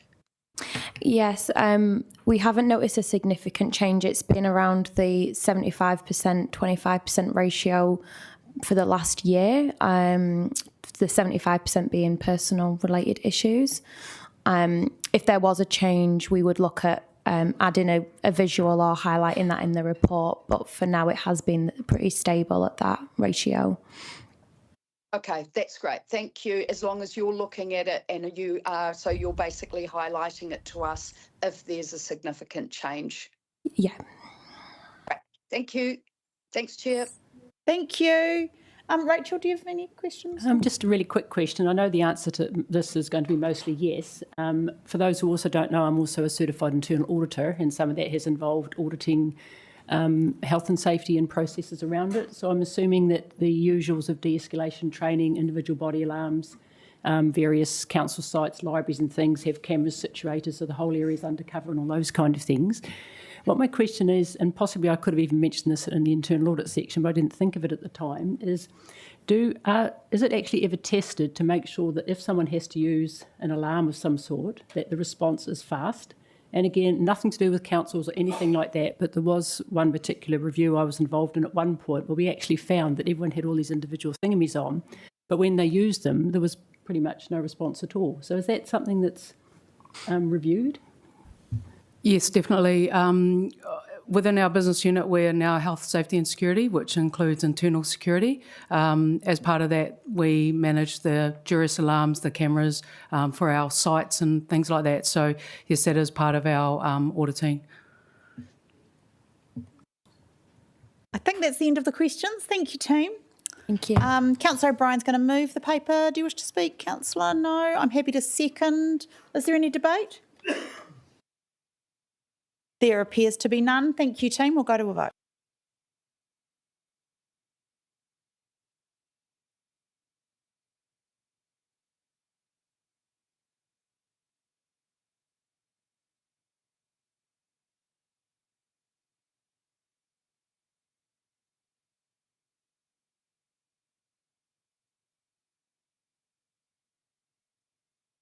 That is carried.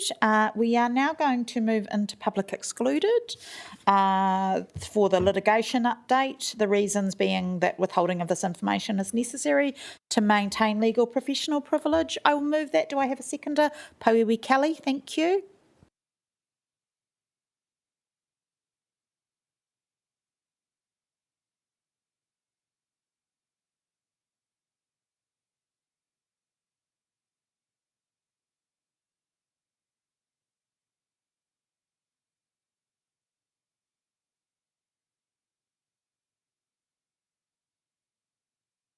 That is carried. We'll just take a second.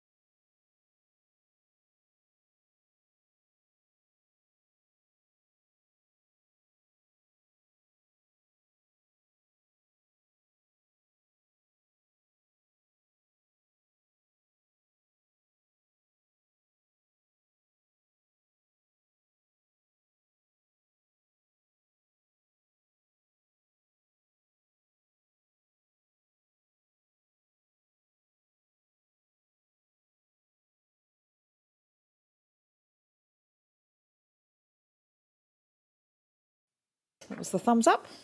Tēnā kua mutu te hui, me karakia tātou. Unihia, unihia, unihia.